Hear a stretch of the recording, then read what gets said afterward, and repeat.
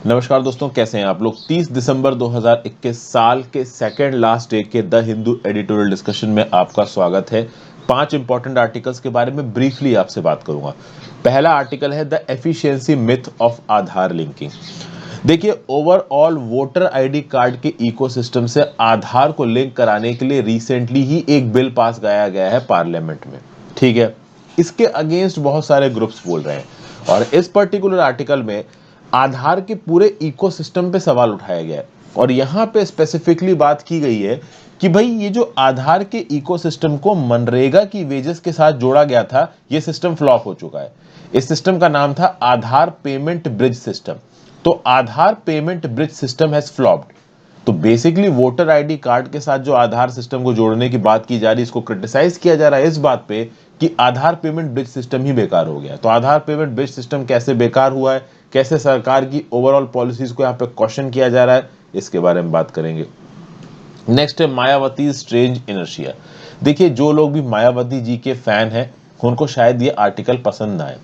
इस आर्टिकल में बेसिकली ये बताया गया है कि कैसे बहुजन समाजवादी पार्टी की इंपॉर्टेंस उत्तर प्रदेश में दिन ब दिन कम होती चली आ रही है और जो रेलेवेंस है मायावती जी का वो उत्तर प्रदेश में खत्म हो गया। तो छोटे मोटे एक दो पॉइंट्स देख लेंगे। फिर a whiff of trouble in the North Stream pipeline. देखिए, अगर आप नॉर्थ स्ट्रीम पाइपलाइन 2 की बात करो, मैं पाइपलाइन 1 की बात नहीं कर रहा हूं, मैं 2 की पाइपलाइन की बात कर रहा हूं। मैं पहले इनका नक्शा भी आपको दिखा चुका हूं। तो जो नॉर्थ स्ट्रीम 2 पाइपलाइन है वो बाल्टिक सी के थ्रू होते हुए गुजरेगी। आपसे एक सवाल है, बाल्टिक सी को छूने वाली कौन कौन सी कंट्रीज हैं? आप मैप उठाओ, इसमें आपको मैप उठाना पड़ेगा और बताओ कि बाल्टिक सी कौन कौन सी कंट्रीज से घिरा हुआ और कौन कौन सी कंट्रीज टच करती हैं बाल्टिक सी को। इससे थोड़ी आपकी मैप की प्रैक्टिस होगी। तो बेसिकली बाल्टिक सी के नीचे से नॉर्थ स्ट्रीम 2 पाइपलाइन निकलती है। कहां से? From Russia to Germany. अब ये नॉर्थ स्ट्रीम 2 पाइपलाइन यहां पे खतरे में नजर आ रही है। क्यों खतरे में नजर आ रही है? एंजेला मर्कल के जाने के बाद ओलाफ शोल्स के आने से क्या फर्क पड़ेगा, इन सब चीजों के बारे में कुछ बात की गई। बेसिकली नॉर्थ स्ट्रीम पाइपलाइन अब एक कॉमर्शियल प्रोजेक्ट नहीं रख गई है, अब ये एक जियोपॉलिटिकल वेपन में बदल गई है। कैसे बदल गई इसके बारे में यहाँ पे बात करेंगे। और नेक्स्ट आर्टिकल है maximising the boost. Basically India के वैक्सीन मिक्स को यहाँ पे बढ़ा के आप क्या एक्स्ट्रा कर पाओगे? क्या 2 अलग अलग वैक्सीन की एक एक डोजेस दे के आप इम्यूनिटी बढ़ा सकते हो? इस प्रकार के 2-3 रिपीटेड पॉइंट से देख लेंगे, कुछ काम के नहीं है। एक और आर्टिकल है, रशिया के ऊपर फिर से इल्जाम लगाया गया कि उन्होंने सीरिया के अंदर एक पोर्ट है जिसका नाम है लताकिया के ऊपर मिसाइल स्ट्राइक किया है। देखिए, इजरायली स्ट्राइक्स इन सीरिया ये काफी कॉमन है और आपको पता है कि सीरिया में बहुत लंबे समय से एक सिविल वॉर चल रहा है। बहुत सारे प्लेयर्स हैं सीरिया के अंदर। जो मेन प्लेयर्स हैं वो है रशिया, फिर ईरान, यूएस और इजराइल। जो रशिया है और ईरान है वो जो सीरिया के प्रेसिडेंट है बशर अल असद, उसकी सरकार को सपोर्ट करता है। इजराइल ईरान के अगेंस्ट है यहाँ पे। तो ओवरऑल ये स्ट्राइक इजराइल ने यहाँ पे क्यों कंडक्ट कराई है, इजराइल के एक्शंस यहाँ पे क्यों गलत है, सीरिया इस समय यहाँ पे क्यों ट्रबल में है, क्या होना चाहिए, कैसे ईरान और इजराइल के जो टेंशन है उनको कम करके सीरिया की प्रॉब्लम सॉल्व की जा सकती है, इन सब चीजों के बारे में यहाँ पे बात की गई है, इसको देखेंगे। तो इतने आर्टिकल्स मैं आपके साथ यहाँ पे डिस्कस करने वाला हूँ। शुरुआत करता हूँ मैक्सिमाइजिंग द बूस्ट इस आर्टिकल से। इससे मैं शुरुआत इसलिए कर रहा हूँ जो कि बिल्कुल ही छोटा सा आर्टिकल, यहाँ कुछ ज्यादा खास बताया नहीं गया, 1-2 मिनट में खत्म हो जाएगा। ज्वाइन बटन दबा के हेल्प कर सकते हैं दोस्तों। इंस्टाग्राम पे फॉलो कर लीजिए, टेलीग्राम ग्रुप ज्वाइन कर लीजिए, दोनों ही चीजों का लिंक आपको नीचे डिस्क्रिप्शन बॉक्स में दे रखा है। ठीक है, तो भाई अभी हुआ ये कि हमारे DCGI एपेक्स ड्रग रेगुलेटर ने 2 वैक्सीन को और इमरजेंसी यूज ऑपरेशन दिया है। एक तो 2 वैक्सीन को और एक एंटीवायरल ड्रग को, इन सब चीजों के बारे में बात करते हैं। देखिए, कोवोवैक्स को इंडिया के अंदर अप्रूवल मिल चुका है। कोवोवैक्स कौन बनाएगा?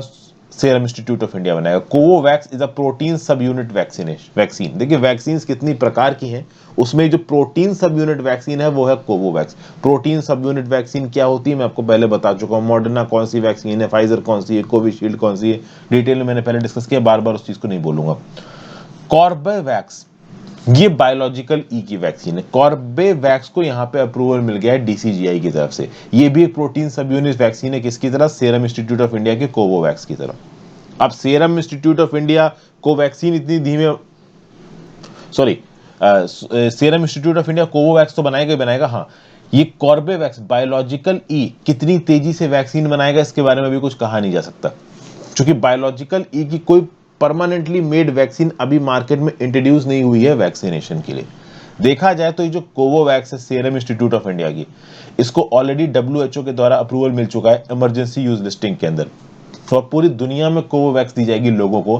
ये जो ग्लोबल कोवैक्स इनिशिएटिव है गावी का, ग्लोबल अलायंस फॉर वैक्सीन का, इस कोवैक्स इनिशिएटिव के अंदर जिसमें यह ट्राई किया जा रहा है कि दुनिया भर की 40% आबादी को वैक्सीनेशन मिले, उसके अंदर ये कोवोवैक्स भी दी जाएगी। अगर आप मोलनुपिराविर की बात करो तो रिसेंटली अभी मैंने कल या परसों में ही आर्टिकल में मैंने आपको पैक्सलोविड और मोलनुपिराविर दोनों के बारे में बताया था। दोनों ही पिल बेस्ड वैक्सीन है, मतलब आप गोली खा लो, जैसे कॉम्बीफ्लाम खाते हैं ना बुखार के लिए, वैसे आप पैक्सलोविड और मोलनुपिराविर पिल फॉर्म में आएंगी। तो मोलनुपिराविर को US food and drug administration द्वारा अप्रूवल मिल गया है और फाइजर की पैक्सलोविड को भी मिल गया है, और इन दोनों वैक्सीन को इंडिया के अंदर बनाया जाएगा। इंडिया के अंदर 13 वैक्सीन इन पर्टिकुलर ड्रग्स को बनाने वाली हैं, और ये उन लोगों को दी जाएंगी ड्रग्स जिनके चांसेस है कि हाँ भाई उनको सीवियर लेवल ऑफ कोविड-19 हो सकता है। अब वैसे तो देखा जाए तो इंडिया में 90% इंडियन एडल्ट्स को एक डोज और 60% इंडियन एडल्ट्स को दोनों डोजेस मिल चुकी हैं। ठीक है भाई, अच्छी बात है। ओमिक्रॉन काफी इन्फेक्शियस है, बहुत तेजी से फैल रहा है, चाहे आप वैक्सीनेटेड हो चाहे आप अनवैक्सीनेटेड हो, दोनों को ही ओमिक्रॉन इन्फेक्ट कर रहा है। हालांकि जो अनवैक्सीनेटेड है उनमें डेथ और एक्सट्रीम डिजीजेस के चांसेस थोड़े ज्यादा हैं। जो 40 साल से ज्यादा के लोग हैं वो भी यहाँ पे थोड़े वल्नरेबल हैं। तो भाई इंडिया का जो वैक्सीनेशन प्रोग्राम है that has been very much reliant on Covishield. आगे आने वाले समय में हम लोग अलग अलग वैक्सीन के मिक्स को इंडिया के अंदर दें, ये सरकार का टारगेट जरूर रहा है, बट इस टारगेट के बावजूद भी कोविशील्ड 90% वैक्सीनेशन के रिस्पॉन्सिबल है, कोवैक्सीन लगभग 10% वैक्सीनेशन के रिस्पॉन्सिबल है। तीसरी डोज की बात की जाए तो हेल्थ केयर और फ्रंटलाइन वर्कर्स और 60 साल से ज्यादा के लोग जिनको कोमॉर्बिडिटी है उनके लिए तीसरी डोज अप्रूव कर दी गई है, बाकियों के लिए अभी अप्रूव नहीं की गई है। 15 से 17 साल के जो बच्चे हैं उनको कोवैक्सीन दी जाएगी 3 जनवरी से। तो कुल मिला के यही सब बातें यहाँ पे बताई जा रही, कुछ अलग से यहाँ पे नहीं बताया गया। एक और बात बताई गई है कि अगर आप अलग अलग वैक्सीन का मिक्स देते हो तो आपके एंटीबॉडी लेवल हायर रहते हैं। मतलब फॉर एग्जांपल आपको दोनों डोजेस कोवैक्सीन की लगी या दोनों कोविशील्ड की लगी, अगर एक कोवैक्सीन और एक कोविशील्ड की व्यक्ति, तो आपका एंटीबॉडी रिस्पॉन्स और तगड़ा होता। एक ऐसी स्टडी यूनाइटेड किंगडम में कराई गई थी कोव बूस्ट नाम के ऑर्गेनाइजेशन के द्वारा, जिसमें एक डोज नोवोवैक्स की, एक डोज एस्ट्राजेनेका कोविशील्ड की, और एंटीबॉडी बढ़ गई थी। हालांकि इस प्रकार का कोई वैक्सीनेशन स्ट्रेटजी इंडिया के अंदर तो अभी के लिए इंप्लीमेंट नहीं की गई है, अब आगे करी जाएगी नहीं करी जाएगी पता नहीं। हमने सेकेंड वेव के दौरान देखा था कि रामदेसिविर नाम के ड्रग की ब्लैक मार्केटिंग शुरू हो गई थी। वो इफेक्टिव था भी कि नहीं था कोविड को बचाने में पता नहीं, लेकिन कहीं ना कहीं इस रामदेसिविर की वजह से आप कह लो ड्रग्स, मतलब रामदेसिविर ब्लैक मार्केट होने लगी थी, इसके फर्जी वर्जन्स बिकने लगे थे, बहुत महंगी बिक रही थी। इस प्रकार की ब्लैक मार्केटिंग पैक्सलोविड और मोलनुपिराविर के साथ ना हो, इसके लिए सरकार को पहले से ही ओवरऑल मैकेनिज्म डिवाइस करके रखने चाहिए, और बहुत सारे मैन्युफैक्चरर से तो यही उम्मीद की जा सकती है कि ऐसा कुछ नहीं होगा। तो मुझे पता है इस पहले आर्टिकल में ज्यादा कुछ कॉन्क्रीट या फिर एक पर्टिकुलर सेट, मतलब एक व्यू पॉइंट नहीं था, मिक्स कर रखे हैं बहुत सारे व्यू पॉइंट्स, इसलिए मुझे उतना इंपॉर्टेंट ये नहीं लगा। ये जो सेकंड आर्टिकल है काफी इंपॉर्टेंट है, whip of trouble in the North Stream pipeline, इसके बारे में बात करते हैं। देखिए नॉर्थ स्ट्रीम पाइपलाइन की बात की जाए तो अब ये काफी कंट्रोवर्शियल हो चुका है। ये गैस प्रोजेक्ट कंट्रोवर्शियल क्यों हो चुका है? क्योंकि देखिए पहले ये एक कॉमर्शियल प्रोजेक्ट था, अब ये एक जियोपॉलिटिकल वेपन में अपने आप को कन्वर्ट कर चुका है। ये जो पर्टिकुलर नॉर्थ स्ट्रीम पाइपलाइन है ये क्या करेगी, बाल्टिक सी के अंदर से अगर ये गल्फ ऑफ फिनलैंड है ऐसे, तो यहां पे उस्टलुगा नाम का शहर है रशिया का, यहां से सीधे गैस को बाल्टिक सी से क्रॉस करते हुए जर्मनी में लेके जाएगी। ठीक है भाई, तो कुल मिला के उस्टलुगा शहर of Russia to German city of Lublin. मैं यहां पे नक्शा आपको इसलिए नहीं दिखा रहा हूं क्योंकि मैंने शुरुआत में आपसे एक सवाल भी पूछा, और मैं चाहता हूं कि आप खुद मैप खोलो, खुद नक्शे को निकालो और खुद थोड़े अपने दिमाग पे जोर डालो। अब इससे होगा क्या, समुंदर के अंदर से जब गैस ट्रांसफर होगी तो ऑब्वियस सी बात है यूक्रेन और बाकी यूरोपियन कंट्रीज जो कि पहले लैंड के रास्ते में पहले आती थी, उनके ऊपर डिपेंडेंसी यहां पे खत्म हो जाएगी। अब यूक्रेन के पास ये गैस ही तो एक नेगोशिएटिंग पॉइंट था। यूक्रेन कह रहा है कि अब तो भाई ये एक डेंजरस जियोपॉलिटिकल वेपन बन गई है। कौन? ये नॉर्थ स्ट्रीम 2 पाइपलाइन। और कहीं ना कहीं दुनिया भर की बहुत सी कंट्रीज इंक्लूडिंग यूनाइटेड स्टेट्स और यूरोप की बहुत सी कंट्रीज, 4 कंट्री छोड़ दो, ऑस्ट्रिया, जर्मनी, हंगरी, नीदरलैंड्स, ये 4 ऐसी कंट्रीज हैं जिनको इस गैस से सीधे सीधे फायदा है। इनके अलावा बाकी जितनी भी यूरोपियन कंट्रीज हैं वो ओपनली इस नॉर्ड स्ट्रीम 2 पाइपलाइन के अगेंस्ट बात कर रही हैं। इनका ये बोलना है और यूएस का ये बोलना है कि अगर ये पाइपलाइन ऑपरेशनल हो जाती है तो पूरा का पूरा यूरोप पूरी तरीके से रशिया के ऊपर डिपेंडेंट हो जाएगा और रशिया फिर अपने हिसाब से गैस के दाम ऊपर नीचे कर सकता है। रशिया गैस की सप्लाई को कम ज्यादा करके अपनी लेवरेज को बढ़ा सकता है। तो एंटी रशिया यहां पे बातें हो रही हैं और आपको पता होना चाहिए कि रशिया के अगेंस्ट बहुत लंबे समय से सेंटीमेंट है, एक एंटी रशियन सेंटीमेंट है यूरोप में।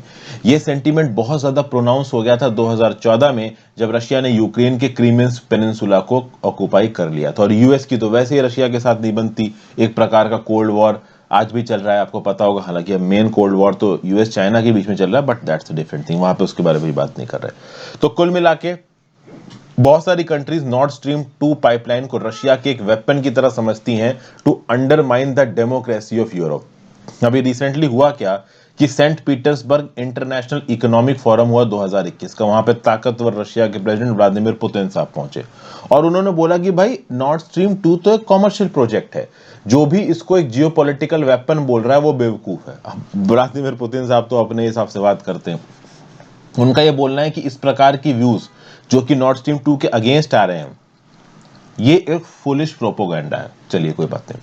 अगर देखा जाए तो नॉर्ड स्ट्रीम 2 पाइपलाइन का कंस्ट्रक्शन 2015 में शुरू हुआ था। वैसे तो एक कंपनी है स्विट्जरलैंड बेस्ड नॉर्ड स्ट्रीम 2 एजी जो कि इस प्रोजेक्ट को टेकअप कर रही है, लेकिन इस प्रोजेक्ट को ऑक्युपाई कर लिया रशिया की मेन एनर्जी कंपनी गैसप्रोम ने और उसके बाद से बहुत तेजी से प्रोजेक्ट बन रहा है। इससे पहले नॉर्ड स्ट्रीम 2 से पहले एक प्रोजेक्ट ऑलरेडी समुद्र के नीचे से बन चुका है जिसका नाम है नॉर्ड स्ट्रीम 1, वो 2011-12 से ऑपरेशनल है। नॉर्ड स्ट्रीम 2 को बनाने में जो खर्चा लग रहा है वो है ऑलमोस्ट 11 बिलियन यूरो, चूंकि 1225 किलोमीटर की गैस पाइपलाइन को यहां पे बिछाया जा रहा है।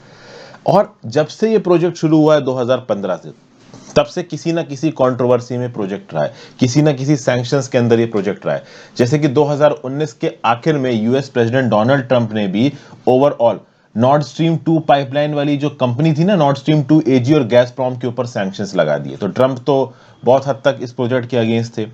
ओके, ट्रंप का यह बोलना था कि अगर ओवरऑल ये प्रोजेक्ट सक्सेसफुल हो जाता है तो रशिया का इन्फ्लुएंस यूरोप की एनर्जी सप्लाई के ऊपर बढ़ जाएगा और अमेरिका के जो एलएनजी गैस प्रोवाइडर्स थे यूरोप को, उनको नुकसान होगा। चूंकि ऑब्वियस सी बात है ज्यादातर गैस रशिया से आ जाएगी, सस्ती आ जाएगी, तो अमेरिकन गैस की जरूरत ही नहीं पड़ेगी जर्मनी जैसे देशों को। जर्मनी एक बहुत कह लो एनर्जी स्टार्व्ड कंट्री है, उनको बहुत एनर्जी चाहिए, बहुत सी गैस आगे चाहिए।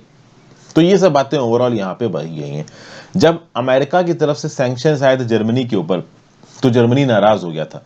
जर्मनी की जो चांसलर है एंजेला मर्कल साहब मैम, उन्होंने बोला कि देखो भाई हमारे इंटरनल अफेयर्स में बाहर वालों का इंटरफेरेंस नहीं होना चाहिए।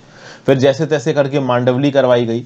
जुलाई 2021 में यूएस और जर्मनी के बीच में एक एग्रीमेंट हो गया और उस एग्रीमेंट के चलते क्या कहा गया कि ठीक है भाई नॉर्ड स्ट्रीम 2 पाइपलाइन बनने दो।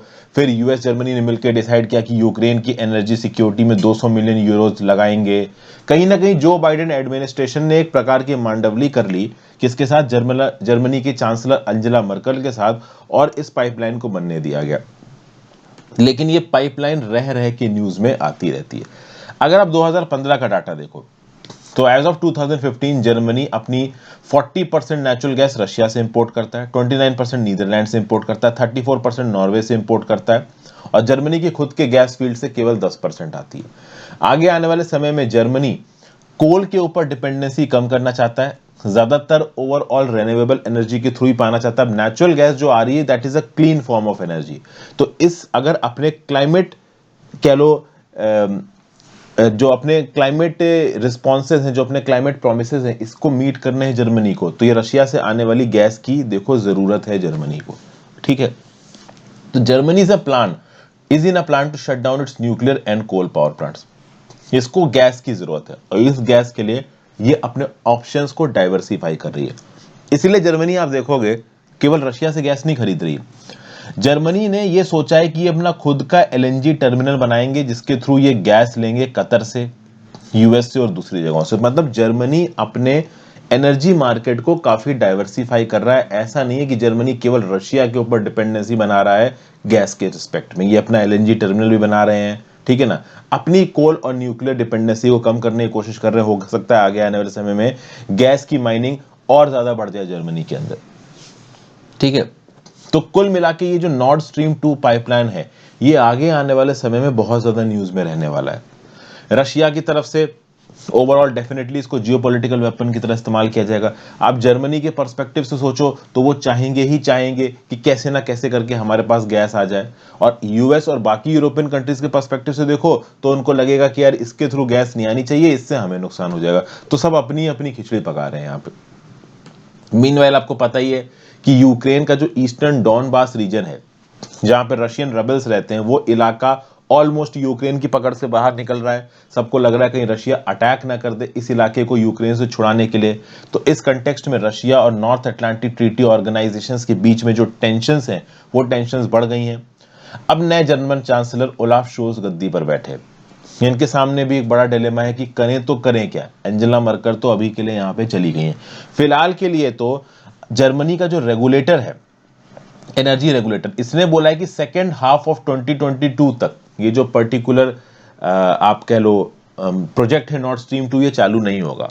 इनफैक्ट जो जर्मन रेगुलेटर है, जिसका नाम थोड़ा अजीब सा है यहाँ पे, बुंडेशनेत्जागजुंतुर, अब मैं रियली सॉरी मैं इसको प्रोनाउंस नहीं कर पा रहा हूँ।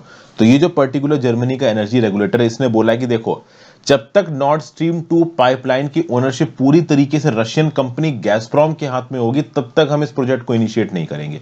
तो जो German part of the pipeline है, वो किसी जर्मन कंपनी या यूरोपियन कंपनी के अंदर जब तक नहीं आ जाता, तब तक ये प्रोजेक्ट इनिशिएट नहीं होगा। तो गैसप्रोम ने इसके भी अरेंजमेंट्स धीरे धीरे करने शुरू हुए हैं। तो एक मिडिल पाथ ढूंढी जाने की कोशिश की जा रही है यहाँ पे। वो मिडिल पाथ कब तक आता है, कब ये पाइपलाइन एक्टिव होगी, only time will tell. Next article में चलते हैं। Far from over, Israel is again violating international norms and laws with repeated strikes against Syria. Recently, Syria के लताकिया पोर्ट के ऊपर मिसाइल स्ट्राइक्स की किसने? इजराइल ने। वैसे तो इजराइल ने यह माना नहीं है कि उसने स्ट्राइक की है, बट सीरिया की तरफ से स्टेटमेंट आया कि ये जो स्ट्राइक हुई है वो इजराइल की तरफ से हुई है। और इससे पहले भी ऐसा नहीं है कि इजराइल ने यहाँ पे स्ट्राइक नहीं की, इजराइल पहले स्ट्राइक कर चुका है। इजराइल ने अभी के लिए इन एक्विजिशंस को ना एक्सेप्ट किया है और ना ही रिजेक्ट किया है। हम ये जानते हैं कि पिछले कई सालों से, डेकेड से सीरिया के अंदर एयर और मिसाइल स्ट्राइक्स कर रहा है इजराइल। देखो, इजराइल और सीरिया की जो दोस्ती है ना, इसके बारे में आप बहुत ज्यादा जानना चाहते हो तो एक नेटफ्लिक्स पे शो पड़ा हुआ है स्पाई नाम का, इसको देखो आप, तो आपको समझ में आ जाएगा कि कैसे सीरिया और इजराइल बहुत लंबे समय से आपस में एक दूसरे के साथ लड़ रहे हैं। इस शो में दिखाया जाएगा कि कैसे ये जो गोलन हाइट्स नाम का इलाका था ना, ये भी सीरिया के हाथ से निकल के किसके हाथ में चला गया? इजराइल के हाथ में चला गया। Recently Israeli prime minister Naftali Bennett साहब ने क्या बोला कि भाई हम आज के दिन में जो बैड फोर्सेस है रीजन की, उनके साथ दिन और रात दोनों समय पे लड़ रहे हैं। इनके हिसाब से बैड फोर्सेस कौन है? तो भाई इजराइल चारों तरफ दुश्मन से घिरा हुआ। अगर ये इजराइल है तो नॉर्थ में हिजबुल्लाह है, ठीक है ना। नॉर्थ ईस्ट में आप समझ लो कि सीरिया है, ईस्ट में आप कह लो पैलेस्टीन, तो खैर इजराइल के हो गए, जॉर्डन है, ठीक है। तो कुल मिला के चारों तरफ ही आप कह लीजिए दुश्मनों से घिरा हुआ है इजराइल। इजराइल भी कम नहीं है, वो भी अपने पे टिका हुआ है, लगातार एयर स्ट्राइक्स वगैरह करता रहता है। गाजा स्ट्रिप उसके वेस्ट में है यहाँ पे, तो गाजा स्ट्रिप के ऊपर भी अभी रिसेंटली न्यूज में रहा है, बहुत सारे जो पैलेस्टीनियंस हैं वो वहां पे मरे थे जब मिसाइल स्ट्राइक शुरू की थी इजराइल ने। खैर वो एक अलग टॉपिक है। अब जो सीरियन क्राइसिस है वो तो भाई एकदम कह लो कि खिंचती चली आ रही है। प्रेसिडेंट बशर अल असद का रिजाइम है, इसको रशिया और ईरान दोनों का सपोर्ट है। ऑलमोस्ट जितना भी इलाका सीरिया के अंदर बशर अल असद के पास से रेबल्स के पास चला गया था, बशर अल असद ने वो पूरा का पूरा इलाका वापस जीत लिया है। बस एक इदलिब नाम की प्रोविंस है जो अभी भी बशर अल असद के हाथ में नहीं है। ईरान ने मैन भी सप्लाई किए, वेपन्स भी सप्लाई किए मिस्टर असद के रिजाइम को, और ईरान का काफी इन्फ्लुएंस है सीरिया के अंदर। अब ये चीज इजराइल को पसंद नहीं आती। इजराइल के हाथ में है गोलन हाइट्स, और इजराइल किसी भी हाथ में गोलन हाइट्स को छोड़ेगा नहीं। जितना ज्यादा ईरान का इन्फ्लुएंस बढ़ेगा सीरिया के अंदर, उतना ही इजराइल को पसंद नहीं आएगा, क्योंकि इजराइल अपनी ऑक्यूपेंसी को गोलन हाइट्स के ऊपर और ज्यादा कंसोलिडेट करना चाहता है, और ईरान जितना ज्यादा पास पहुंचेगा गोलन हाइट्स को, उतना ही इजराइल को पसंद नहीं आएगा। रशिया का प्राइमरी टारगेट क्या था सीरिया के अंदर? अपने ट्रूप्स को प्रोटेक्ट करना, अपने एसेट्स को प्रोटेक्ट करना। ये जो एक प्रकार की कोल्ड वॉर चल रही है ना, किसके अंदर? सीरिया के अंदर। किसके किसके बीच में? इजराइल और ईरान के बीच में। इसका रशिया से कोई लेना देना नहीं है। रशिया इंटरफेयर नहीं कर रहा है in the war of Israel and Iran. और हाँ, डेफिनेटली इजराइल ईरान यहाँ पे डायरेक्ट वॉर भले ना लड़ रहे हो, लेकिन एक इनडायरेक्ट वॉर तो सीरिया के अंदर हो रहा है। तो इजराइल खुले आम सीरिया के अंदर ईरानियन और हेजबुल्ला शिपमेंट के ऊपर अटैक करता रहता है, ठीक है, और इसमें रशिया कुछ भी इंटरफेयर नहीं करता है।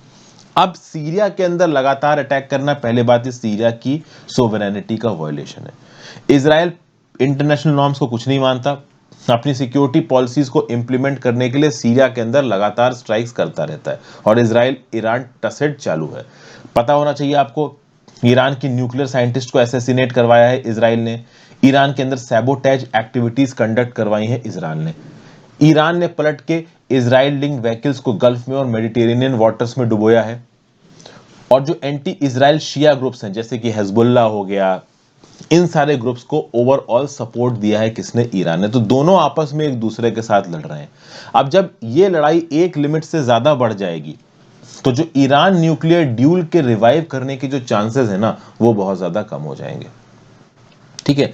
तो किसी भी प्रकार से हमें ईरान न्यूक्लियर डील को रिवाइव करना है, इसलिए सीरिया के अंदर ये जो ईरान और इजराइल की लड़ाई हो रही है, इसके ऊपर एक लगाम लगाने की जरूरत है। ये लगाम एक ही कंट्री लगा सकती है, वो है यूएसए। और यूएसए भी यहां पे बहुत हद तक एंटी ईरान और प्रो इजराइल नजर आ रहा है।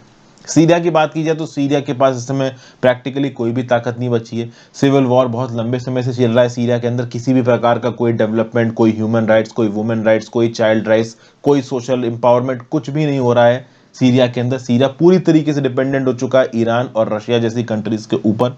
तो सीरिया के अंदर अगर पीस लाना है तो लड़ना दो प्लेयर्स को मेन बंद करना पड़ेगा, एक ईरान और एक इजराइल को, और वो लड़ाई तो किसी भी हाल में बंद होती नजर नहीं आ रही। फिर नेक्स्ट बात की जाए, the efficiency myth of Aadhaar linking. देखिए यहाँ पे मैं बहुत कम समय में आपको बताऊंगा कि आर्टिकल क्या बोल रहा है। इनका यह बोलना है कि जो सरकार का प्रोजेक्ट है ना, कि आधार को वोटर आईडी कार्ड के साथ लिंक कर दो तो फ्रॉड कम होंगे, डुप्लीकेट आईडी कम बनेंगे, ये सब बिल्कुल फर्जी है।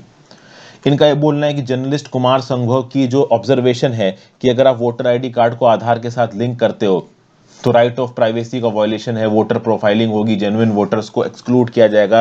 ये सारे के सारे जो इल्जाम लगाए गए हैं बिल्कुल सही लगाए गए हैं।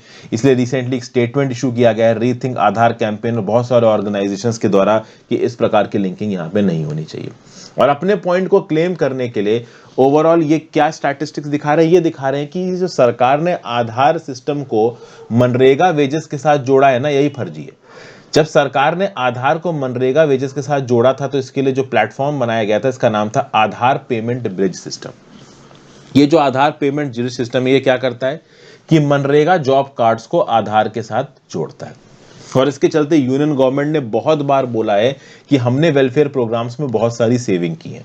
अब जैसे ही यूनियन गवर्नमेंट इस बात का स्टेटमेंट इशू करती है कि हमने वेलफेयर प्रोग्राम में सेविंग की है आधार के साथ पेमेंट इकोसिस्टम को जोड़ के, तो बहुत सारे लोग सवाल पूछने लगते हैं कि कैसे सेविंग की है। सरकार ने रिसेंटली स्टेटमेंट रिलीज किया कि 21 मार्च 2021 तक आधार को मनरेगा के साथ यूज करके हमने 33,475 करोड़ रुपए बचाए। तो बहुत सारी आरटीआई चली गई होम मिनिस्ट्री के पास, ठीक है ना, कि भाई किस हिसाब से आपने ये 33,475 करोड़ रुपए बचा लिए। तो ओवरऑल सरकार की तरफ से यहां पे स्टेटमेंट आया कि जब डायरेक्ट बेनिफिट ट्रांसफर होता है तो पहली बात तो वेजेस टाइम पे जाते हैं, दूसरा ऐसा एजम्पशन है कि डायरेक्ट बेनिफिट ट्रांसफर को यूज करके लॉजिस्टिक्स में आप 10% बचा लोगे। तो यहां पे ऑथर बोल रहा है कि एजम्पशंस के बेसिस पे सरकार बोल रही है कि 33,000 करोड़ रुपए ने बचा लिए, मतलब कस के यहां पे सरकार की बुराई की गई। फिर ओवरऑल देखा जाए तो आधार पेमेंट ब्रिज सिस्टम के थ्रू एक तो पैसा ट्रांसफर किया जाता है जो आधार बेनिफिशियरी से, दूसरा एक तरीका ये है कि भाई अकाउंट बेस्ड पेमेंट पे भी किया जाता है। कुछ डिटेल्ड एनालिसिस यहां पे की गई। 18 लाख वेज इनवॉइसेस को यहां पे एनालाइज किया गया।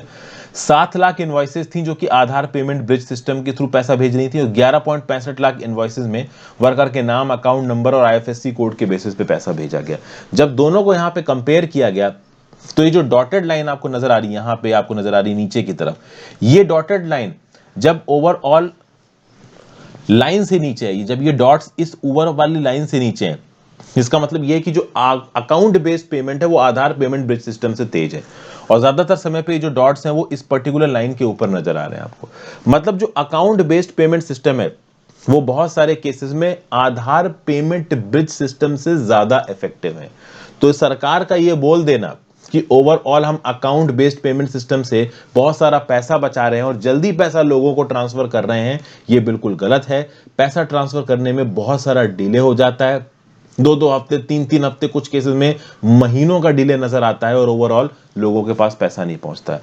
फिर कई बार इनएक्टिव आधार की प्रॉब्लम आ जाती है। होता यह है कि आधार पेमेंट ब्रिज सिस्टम में अगर सॉफ्टवेयर मैपिंग फेलियर हो गया तो नेशनल पेमेंट, जैसे मान लीजिए जो सेंट्रलाइज्ड एनपीसीआई का जो सॉफ्टवेयर है, national payment corporation of India का, उसमें सॉफ्टवेयर मैपिंग फेलियर की वजह से कभी कभी क्या होता है कि पैसा ट्रांसफर ही नहीं होता, और कभी कभी क्या होता है कि दूसरे अकाउंट में ट्रांसफर हो जाता है अगर आधार मैपिंग गलती से भी दूसरी हो गई। ऐसे केसेस में जिसको पैसा जाना था उसको पैसा पहुंचता ही नहीं है, और उसके पास किसी भी प्रकार का कोई अल्टरनेटिव नहीं है, कोई ग्रीवेंस रिड्रेसल मैकेनिज्म नहीं है, तो इसके चलते भी बहुत सारे लोग यहाँ पे परेशान हो जाते हैं। ब्लॉक लेवल पे इन चीजों को सॉर्ट आउट किया जा सकता है, लेकिन क्या होता है कि आपने मैपिंग करके पैसा किसी और के अकाउंट में ट्रांसफर कर दिया, वो आपके डैशबोर्ड पे सक्सेसफुल पेमेंट की तरफ दिखा रहा है, लेकिन मेन बेनिफिशियरी के पास पहुंचा ही नहीं, किसी और बेनिफिशियरी के पास पैसा पहुंच गया। तो इन सब चीजों के बेसिस पे इस आर्टिकल में यही बताया गया है कि जो आधार पेमेंट ब्रिज सिस्टम है ये कैसे उतना एफिशिएंटली परफॉर्म नहीं कर रहा है जितना एफिशिएंटली इसको सरकार के द्वारा दिखाया जा रहा है। ठीक है भाई, तो ये है मायावती जी वाला आर्टिकल मैं अभी के लिए डिस्कस नहीं कर रहा हूं, आप खुद पढ़ लो, मौका लगा तो मैं अलग से डिस्कस कर लूंगा। So thank you for watching friends, ज्यादा से ज्यादा लोगों के साथ इस लेक्चर को शेयर करिएगा। आप अपने व्यू पॉइंट नीचे कमेंट बॉक्स में दे सकते हैं, इंस्टाग्राम पे फॉलो कर लीजिए, टेलीग्राम ग्रुप ज्वाइन कर लीजिए, दोनों ही चीजों का लिंक आपको नीचे डिस्क्रिप्शन बॉक्स में दे रखा है। Have a great day friends, good bye.